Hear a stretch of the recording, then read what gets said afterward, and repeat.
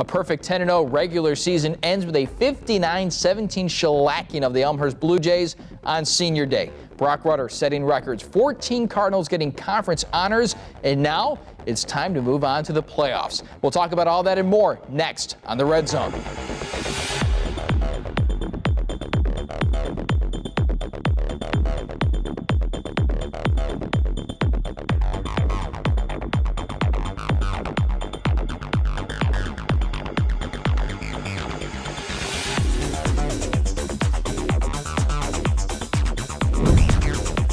Presenting sponsor of the Red Zone is Athletico, the preferred provider of physical therapy and athletic training for North Central College. Before we move on to the first round of the playoffs, let's look back at Senior Day and the matchup against the Blue Jays. Cardinals receiving to open up the game, and on the first play of the first drive. It'll be a play action. Deep drop, long pass over the middle, complete. Off and running is Ryan Kuhl to the 20, the 10, still going, touchdown North Central. They open up the scoring on the very first offensive play of the game, a 75-yard touchdown strike from Rutter to Kuhl. So now the Cardinal defense with some work to do. DJ Workenthien and Justin Stursma combined to keep Hernandez out of the end zone. After a penalty backed up the Blue Jays, Hernandez tries the middle, but Pat Craven's there for the pass breakup. After a field goal, the Cardinal offense looking for yet another big play. Rutter, pressure in his face, delivers the ball over the middle, and it's snagged out of the air by Dylan Warden. Makes one man miss it into the end zone. Touchdown, North Central. Oh, my goodness. What a grab. Back on offense and back to the air. Kuhl has one, Warden has one. So who's next? Here's a deep play, and it's caught. Touchdown, North Central. That is Alex Ulmer on the far side of the field to haul that in. Ulmer leads the conference in receiving yards with 902 on the season. Defense going back to work. Stursma and John Egan collapsing the pockets. 7 sacks on the day for NCC. Later in the first, facing a 4th and 9, Rutter finds Kuhl on the sideline, and that'll move the chains. And then to cap the drive. Back to the air, over the middle, and it's Ryan Kuhl on the slant play. 8-yard touchdown catch. And the Cardinals score for the 4th time this afternoon. Elmhurst now badly needing a response. Hernandez bounces backwards, and he's sent backwards, but is able to elude the pressure. Lofts it downfield, and it is brought in by Miller. Miller's off to the races, and he's into the end zone for the first time this afternoon. What a play all around for the Blue Jays. So now the Cardinals searching for an answer to the Blue Jays' response. Handoff, and it's a touchdown for North Central. Jack Dibble on the touchdown run from 10 yards out. 5 minutes of play in the first half, and Hernandez now doing some work with the feet. Hernandez tucks and runs into a wall, bounces off, cuts upfield, and dives into the end zone. Touchdown for Elmhurst. 17 points is all the defense is willing to give up. Workenthien drops Hernandez for an 8-yard loss. 2.5 sacks on the day for the sophomore. Liam Crotty chipping in a field goal before the half. 38-17 the score at the break. And the Cardinals pour it on in the second half. Cravens comes up with a pick, denying the Blue Jays of another score. And then Rutter keeps it himself and runs it in. 4 touchdowns through the air, 1 on the ground. NCC wins 59-17. Now on to the playoffs following a perfect 10-0 season. Welcome into the Red Zone, and Coach Jeff Thorne is on set. And Coach, congratulations on the regular season, 10-0 CCIW title. How long did you get to enjoy the win against Elmhurst and the regular season before you turn your attention to the playoffs? About 12 hours, Enjoyed it Saturday through the rest of the day and the evening, but come Sunday, get up and go to church and get to the office and start working on what lies ahead. And, we weren't able to really start game planning until 6, 7 o'clock, once we knew who we were playing and had the film exchange done. So, 12 to 15 hours maybe, I'd say. Kind of a late night, Sunday night? Yeah, without a doubt. Yep.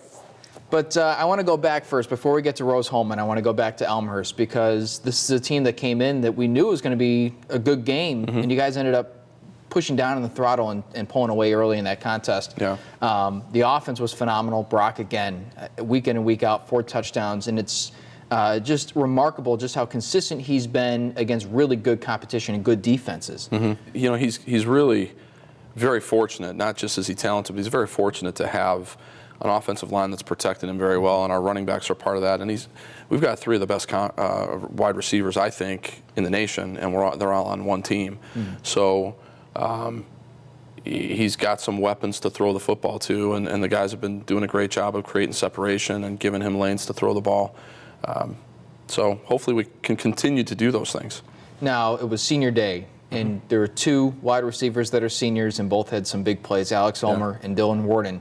On the sideline, was it nice to see them get those big plays in that game? Yeah, anytime on senior day, it's always great to see the seniors go out and potentially, at that point, potentially their last home game. Fortunately, we are at home for Rose-Hulman. But Alex made that great catch down the sidelines, a couple other ones, and Dylan had an unbelievable catch down the middle of the field, and then makes a guy miss and scores. And then later we put him at quarterback and gets out in space, and again literally puts the guy on the ground and takes it the rest of the way into the end zone. So it was really fun to watch that, both those guys. Before we move on, senior day, it seemed like more seniors were involved in this game as well.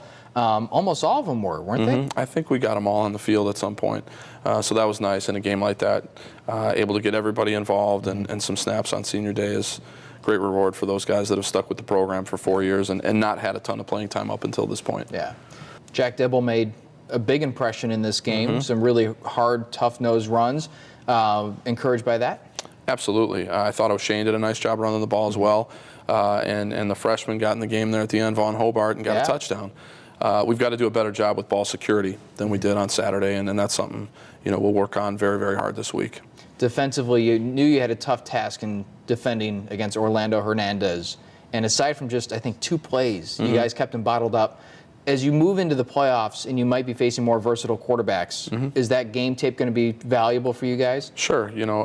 Athletic guys like that, they can get out of the pocket. You've got to do a great job of containing. And we lost contain once, and he made the throw to number 2 for the long 65-yard touchdown run. So it's a lot of times the best way to learn is through failure. And our ends on our defensive line have to understand, we've got a lot of sacks, but you still have to do your job and keep the quarterback in the pocket so that we can continue to cover.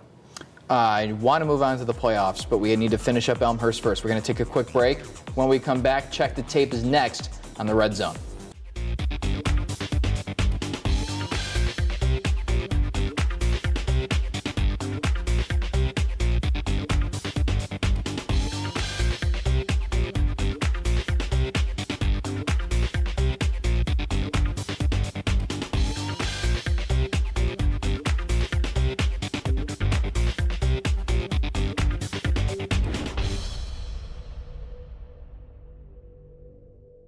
Welcome back to the Red Zone, and now it's time to get a sneak peek inside the film room. It's time for Check the Tape.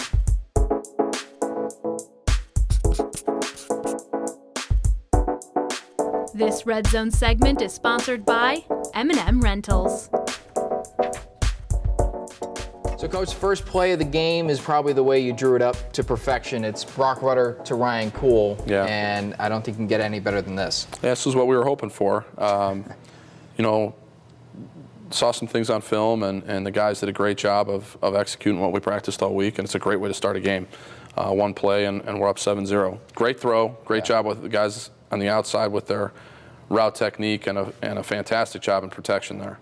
How about giving you right Brock here, enough time. Ryan Kuhl? We've talked a lot about his skills this year. We know his size is a value, but speed right there was He is not too bad. slow. Ryan is not slow. A lot of times you look at the longer limb guys, and they don't look like they're moving that fast, but those long strides are eating up a lot of real estate every step. Defensively, a goal line stand right here, and Pat Cravens had a choice to make, and it seemed like he made the right choice in undercutting this route. Yep, does a great job of reading the route progression, and I'm sure we spent some time with that during the week. And he jumps the in-breaking route, gets over the top of it, does a great job with the outside arm, batting the ball down. That was a big play, really big play. I mean, early in the game, you take a look at plays that can shift momentum, and a goal line stand like that definitely swings it your way, right? Yeah, it was after a fumble that we gave them a really short field. I think they recovered at the 6-yard line, so or something like that, maybe the 10. Huge stand by the defense to force a field goal and not give up a touchdown, and what that does to momentum in a game like this is really important.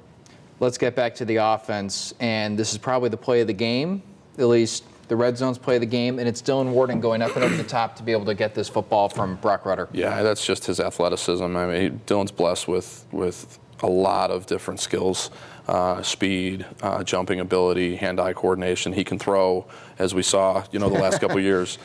Just a multifaceted, multi-dimensional athlete, and then you see the ability to make a guy miss and yards after the catch. He's special. Great play. You talk about dynamic players, and most teams have maybe 1 or 2 game changers, and you mentioned this in the first segment. You have a whole team full of them. Running backs who can break a big one at any time, and 3 receivers that with the ball in their hand can go the distance. As a game caller, because you've done this for years, how do you try and figure out who's the next man to go to? Recruit. No, it's really, the game is about players. It's not about scheme. It's not about, you got to block and tackle, but it's about players going out and making great plays. And we're very, very fortunate to have a lot of guys that can do that, and they all embrace their role, and they know that there's one ball. And that's, I think, the sign of a great team and great culture is that our guys understand there's only one ball to go around. You're going to get your opportunities, share in the success of each other, and really help each other have that success with how you block for each other. Yeah. It's really it's a great group of guys. It's been so much fun to coach this team. They're a special group. It's not over yet, and now we get to turn our attention to Rose-Hulman, a team that was, I believe, 8-2 in the regular season. You get them in the first round. Late Sunday night. What did you see? What kind of thoughts have you formed on them at this point? Well, Rose-Hulman is a great engineering school, so we know that these guys are going to be well coached and they're going to be very disciplined and they're not going to make mental mistakes. They're a very good football team. They throw the ball well on offense. Defensively, they've got some kids that can run, so it'll be interesting to see how they match up and how we match up with them.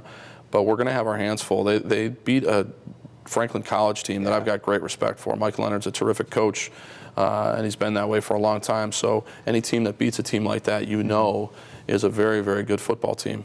So we're preparing like we're playing the best team in the country. Do you look at common opponents? Because they played Milliken early in the season. They beat them 26-14. You guys beat them 42-7. Does that ever factor in at this point? I don't think so. No, because we're both such different teams now than I think that was their second game, maybe even their first game. So they've come a long way since that time, and so have we. Yeah. So we don't spend a lot of time with that. Certainly we watch that film and gain what we can from that, but comparable score doesn't do much for us. I don't think they've lost since early in the season either, so they've certainly made progressions. You take a look at the playoffs and the way that you guys approach games. Does anything change? Does anything feel different when you get to this time of year? No, it's quite frankly, it's another football game. It's just the stakes are a little bit higher because if you lose, the season's over. But you prepare the same way. Like we've said all year long, it's one game at a time, 1 week at a time, and if we're fortunate enough to win this game Saturday, we'll look ahead to whoever that next opponent might be. Coach, I appreciate it, and best of luck come Saturday. Thanks, It's going to be a lot of fun to watch. Hopefully. Dylan Warden and Jeremy Niklos join me on set. We'll be right back on the Red Zone.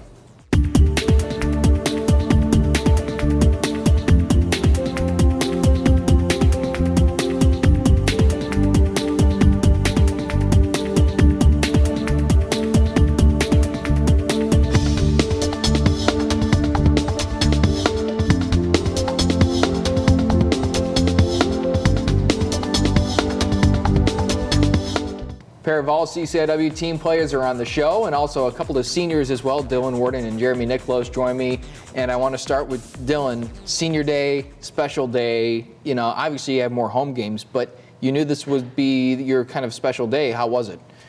Coach mentioned before the game, it's going to be tough to go from high emotions and kind of getting upset with your parents and this being their, one of your last home games to getting all riled up for the game again. So, it was just tough to try to manage that at first, but I think we were fine. We came out and obviously executed offense, executed defense, and played a good game against a really good team.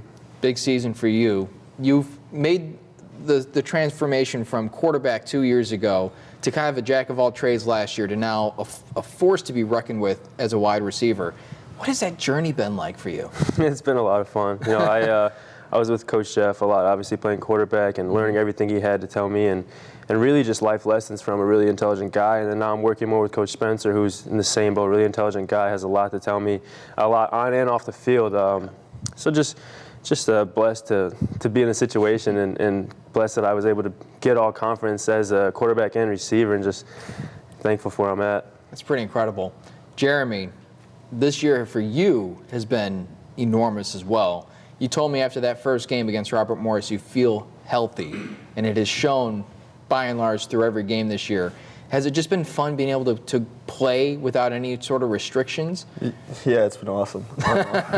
It's been unbelievable, because when you have a lingering injury, that's really all you can kind of think about. But when you're healthy, you think about more having fun with it, having a good time, because it's a game that you love, you know? So it's been a great time, great season so far, and hopefully more to come. Yeah. I told you at one point that every time you pick off a ball, if I'm on camera, it's always a blur, because you just come flying out of somewhere, diving. I don't know do you have a single interception yard return this year? I don't think so. Nope. Because they're all diving. They're all like jumping, leaping, diving plays. I mean, this whole secondary is incredible. 5 picks for you, 2 for Brandon, 4 for Pat.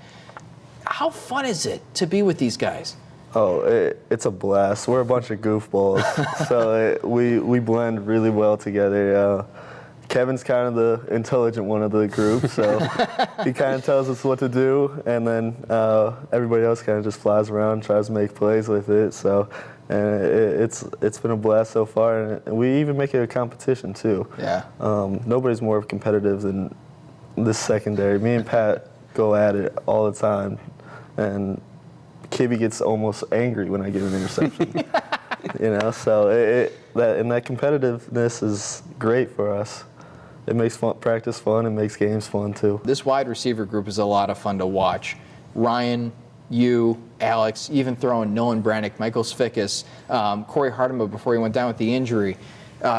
Just to be a part of this wide receiver group, what is it like knowing that on any play you guys could go off for 40, 50, 60, 70, 80 yards?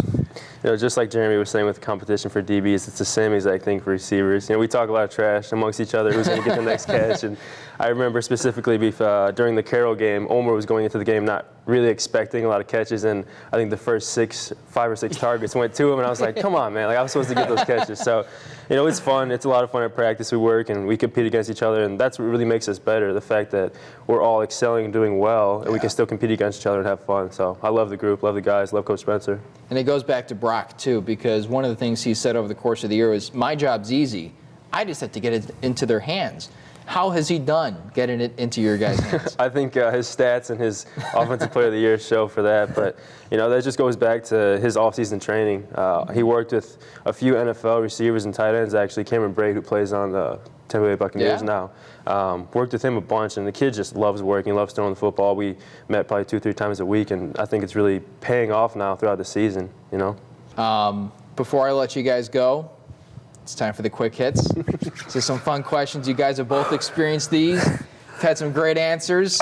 So here we go. First one, and I'll start with Jeremy on this one.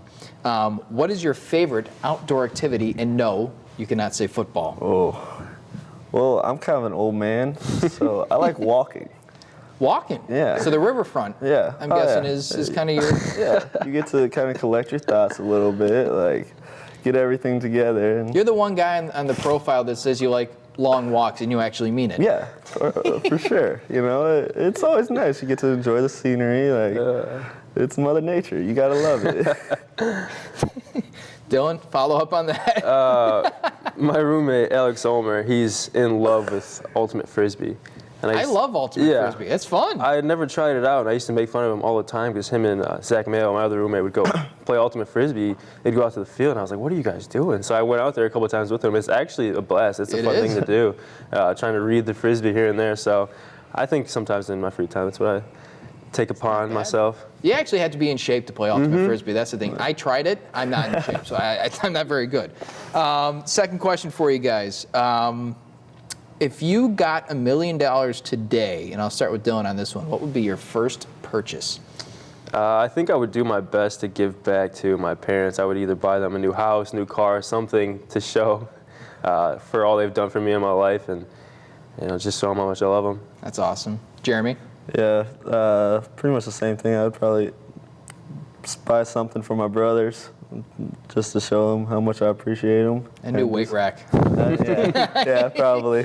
That man is large. Your older brother is a He's a big big dude. guy. Strong guy. He was blessed with everything that I don't have, so that's fine. I wouldn't go that far. Last thing for you guys, and this is the one that I'm looking forward to the most. I'll start with Dylan on this one. Hidden talent. Hidden talent. Wow. I love playing video games. I can spend hours on hours playing video games. I try not too much during the season, but I don't think there's an EA Sports game that I don't have confidence in going against anybody. That is the most polite way I've ever heard somebody trash talk about a video game. I try to be polite. Well done.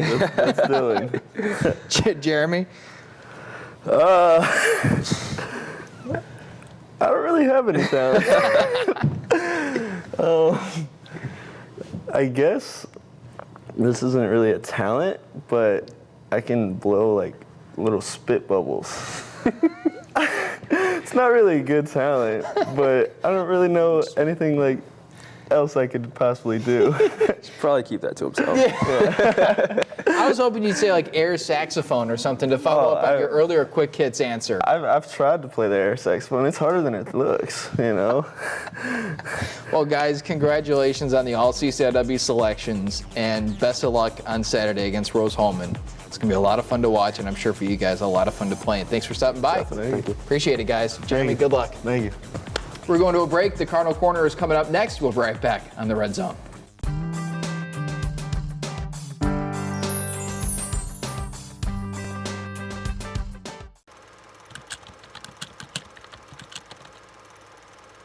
This Red Zone segment is sponsored by Belgio's Catering.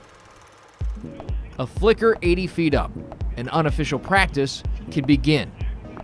After waiting 15 minutes for the switch to be flipped, the glow of stadium lights means business. In reality, the wait has been much longer than those 15 minutes. For Jay Farrell, it's been more than a year in the making. The year before the students actually get here is always a challenging year to sit and watch other schools compete. So it's nice to finally have the boys on campus here, and they're itching to go just as much as I am at this point. Farrell was brought on board in the summer of 2015 to steer the newest North Central sport, men's lacrosse. Task number one, recruiting his first class of Cardinals. We've got a mix.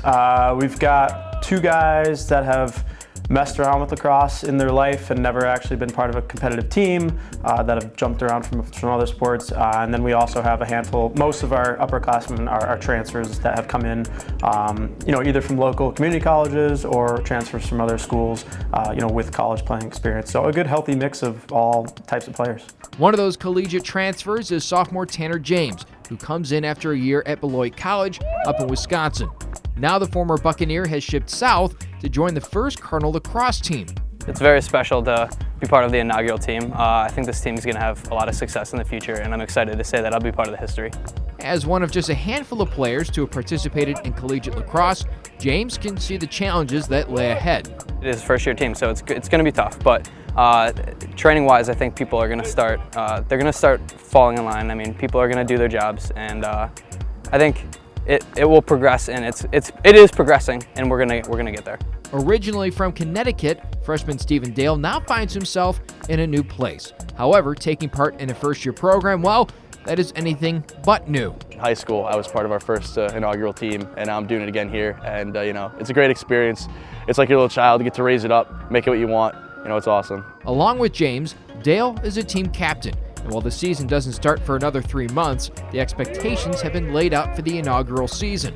We have the expectation to definitely make a play at the playoffs this year. Definitely trying to get there. That's one of our goals. We're trying to compete. It's first-year team. We're trying to make a name for ourselves, trying to surprise people, turn some heads. We want to be over 500, and by the time conference play rolls around, we want to be talking about making the playoffs. That's our goal. February 22nd is the team's first game against Concordia University on the road. The home opener, March 1st. Until then, the team will continue to flicker through the winter months, waiting for their chance to shine come spring. 1, 2, 3, go!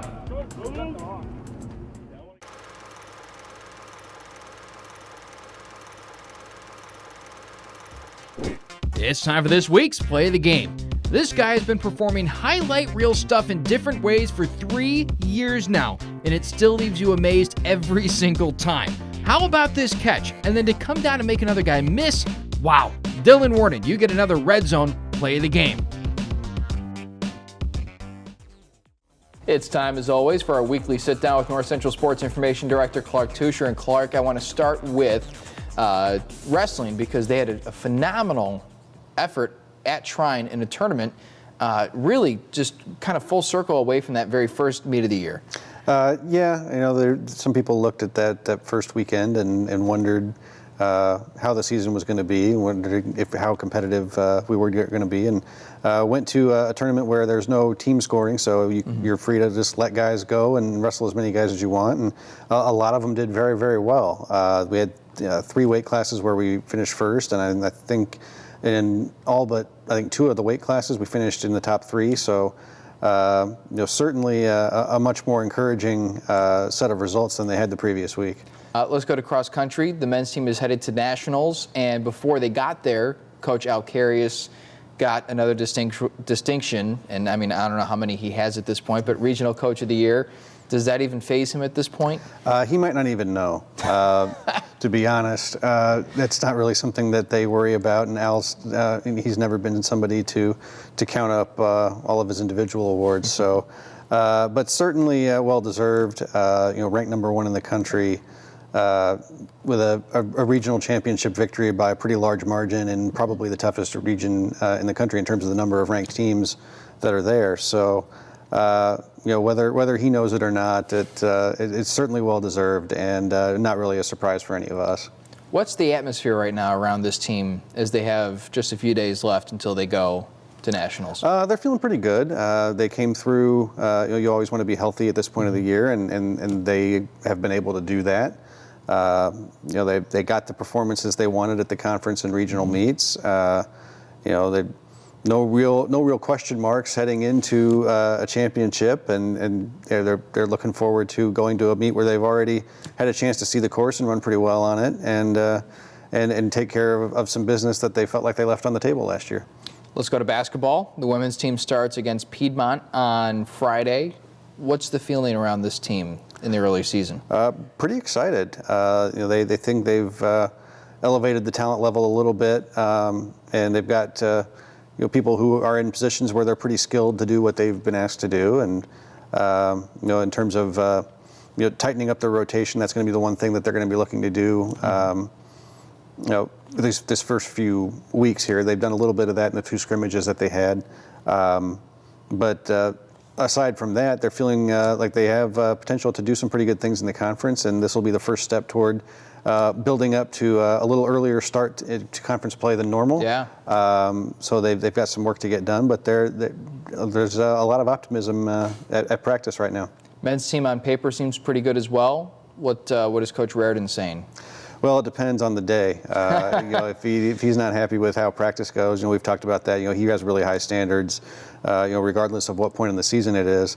So I think he's still really working with those guys. He knows they're capable of a lot, so yeah. He's expecting a lot out of them every day in practice. And I think we're going to see the results of that in some pretty tough competition. The first week of the season, 3 games, and 2 of them are against ranked opponents. Wow. Last thing I want to get to is football. I'm sure you're busy getting ready for Saturday. Yeah, we're neck deep in it. Big day. Yeah, it's hopefully a start to a long period of extra football. You got a team coming in that's in for the first time, so obviously they're pretty excited and raring to go, and they're going to come in with everything they got, and it's going to be a challenge. I don't think anybody's taking anything for granted at this point, or looking other parts of the bracket too much. So we've definitely got a lot of respect for Rose-Hulman, and everything in terms of preparation, we feel like we're ready to go. We've done this enough times that we can make sure that we have all the extra details and everything taken care of, and we're looking forward to a really good game. Thanks for stopping by, Clark. Thank you. That's all the time we have on this episode of the Red Zone. The Cardinal football team stays home to host Rose-Hulman in the first round of the D3 football playoffs. Game starts at noon. Pregame begins with Grant Sabo and I at 12:45. I'm Kevin Jackman. We'll see you next time on a brand new episode of the Red Zone.